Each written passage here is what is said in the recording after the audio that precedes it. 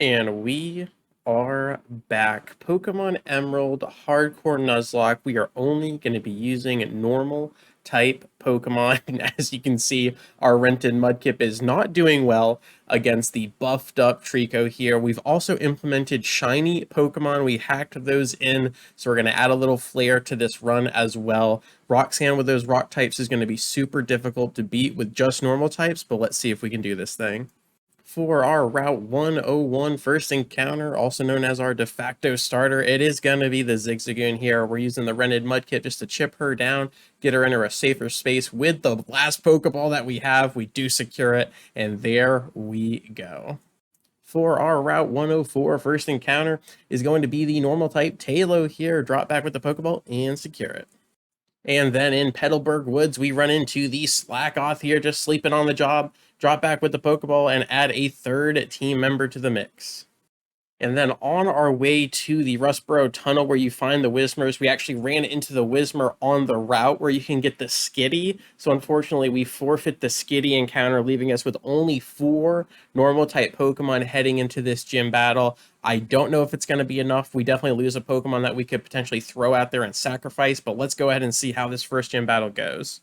All right, so Roxanne comes down, and if you have a grass-type Pokemon or a water-type Pokemon, you are looking pretty dang good, but we have none of those. We only have the normal type, so we cannot hit her for anything but not very effective. Maybe getting Astonish in there with the Whismer, but as you can see, we are just stalling out this Geodude so we can potentially get Slackoth out there for the Yawn and heal Cheese with the Slackoth, and we are just cheesing this Geodude to Kingdom Come so that the Whismer can get out there and get a +6 Howl, and it's just going to be beautiful. So that's going to basically going to be 3 Swords Dances, and I think that's really the only way we get out of here, potentially without losing anybody. So, and you can kind of see the foreshadowing with the Slackoth upgrading to that Vigoroth who can learn Bulk Up, and we can get some strats going with that. But as far as this first major battle, it is going to be an absolute slogfest. Also, the nicknames, because of the shiny hack that we used, it actually screws up all of our nicknames until we can get to that name raider. So right now they're kind of just a jumbled mess with those characters, but we will fix that moving forward, so don't worry about that. But as you can see here, Slackoth is doing absolute work against the Geodude, and on top of that, the Loaf Around turn kind of actually helps in this regard, as Geodude's going to use two moves every time we only use one. So when it comes to power points, we actually do really well stalling out in that regard. But our Talo will basically die to 1 Rock Throw or 1 Rock Tomb. Our Zigzagoon's already in range of dying. And the other thing is, if Geodude ever crits through all of those growls, it's just going to be absolutely brutal. But right now, it's just cheesing Defense Curl. So we've used up all of its points. And now we get our little Whismer out there,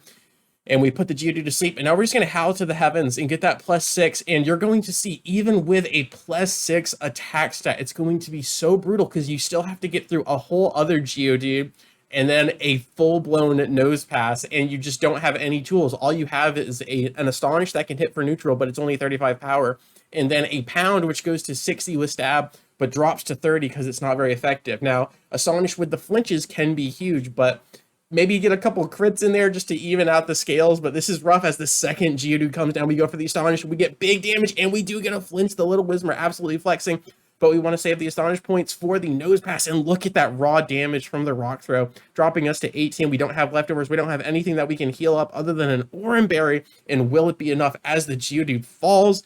It just leaves the Ace Nosepass looking shiny, looking great. We have 7 Astonishes left. We are maxed out attack, and the Rock Tomb comes down. It is stabbed and leaves us at 4 HP, and our speed falls. We jump up to 14 with the Oran Berry, but we are absolutely in range. We pivot back into the Slackoth, which is an absolutely terrible idea, because now we lose all 6 howls. But as you saw there, the Rock Tomb was going to connect and our Whismer was going to die. Now our Slackoth is stuck in here with the Nosepass, and its only damaging move is Scratch, which we only have 7 left of. And as you can see, that is an absolute problem. Even if we crit multiple times with the Scratch, the Nosepass has a berry on top of, I believe, 2 potions from Roxanne. So no matter what happens here, our Slackoth is going down. And as far as other options later in the run, we don't have any. So we lose Slackoth right there. She doesn't even make it past the point of where we wanted. And now Taylor's absolutely dead in one shot, as well as the Zigzagoon and Whismur. So this first attempt is absolutely botched. Not only did we miss the Skitty encounter, we lose the Slackoth, who is basically going to be our MVP for this run, and we're never going to see a Swellow, we're never going to see a Linoon, and we're not even going to be able to see the Loudred into Exploud this run. So as you can see, I kind of pull my other team members into the back room, and I just kind of give them a little pep talk and say, hey, our Bravo leader is down. You guys are about to die for absolutely nothing, but we're going to come back in that second attempt and be stronger than ever.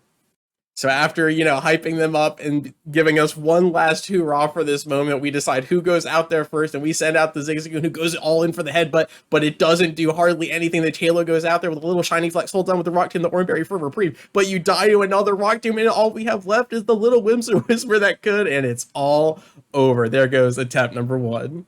All right, the biggest difference from attempt number 1 to attempt number 2 is we make sure to secure the Skitty, so that way we have 5 Pokemon going into this first gym battle. Will it be the difference? And, well, one might say it was the difference, but a critical hit Rock Throw takes down the Zigzagoon, and the same fate is going to happen to our poor Whismur. Gets absolutely slammed with a Rock Throw. League is at 9 HP, but a second Rock Throw is enough to take down the cute and cuddly little monster. The Taillow comes out, finishes the Geodude with an absolute flex. We get a Growl in there, letting the Nosepass know who is boss, who it's stealing from, and it tanks the Rock Tombs until it goes down. The Skitty's gonna come out here and do everything she can to hold on for dear life, and she's gonna stall, and she is going to stall, and then this happens. With an absolute fatal attraction, the Skitty makes the Nosepass fall in love with her, dwindles her down to about a third HP, and it opens the door for a Slackoth clutch with the scratch, and that means the only remaining member of the team is going to be this sleeping monkey, and just the pain and heartbreak for this monkey moving on in this run was too much to bear, and we're gonna have to call it here and reset the run as we only have one Pokemon left. For our third attempt, we lose the Skitty and we lose the MVP Slackoth in the process. So if we can't leave this gym with at least 4 Pokemon intact, including the Slackoth, it's not a world I want to live in. So on to that 4th attempt.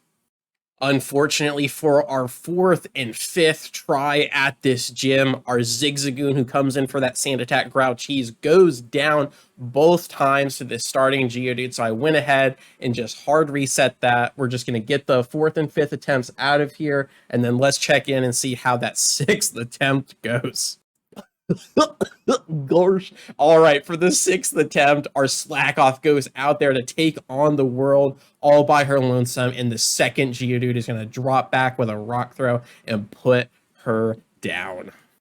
For our 7th attempt, we do squeak out of there with both Slackoth and Skitty intact, but again, if we can't win this without 4 Pokemon, including our MVP, it's just not going to be sustainable long-term. So we walk out with that for the 7th attempt. We go ahead and wipe in the 8th attempt. So how about that coveted 9th attempt?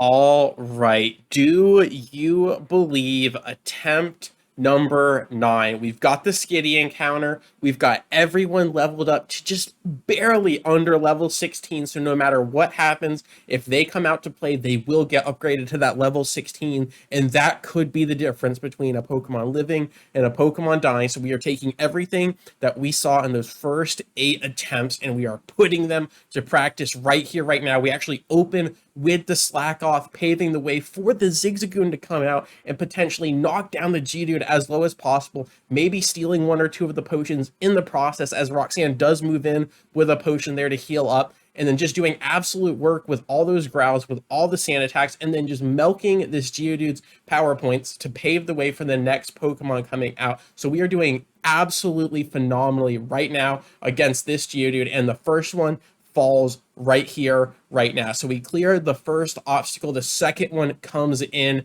and it looks like it's Skitty's turn to shine. However, we pivot into Skitty, who tanks a Rock Tomb that slaps her down to 16. She drops to 9, and at this point, we all look at each other and know what's about to happen. Skitty, we're sorry. We hear you, we see you, and we love you. And this, my friend, is going to be goodbye unless Skitty can somehow clutch.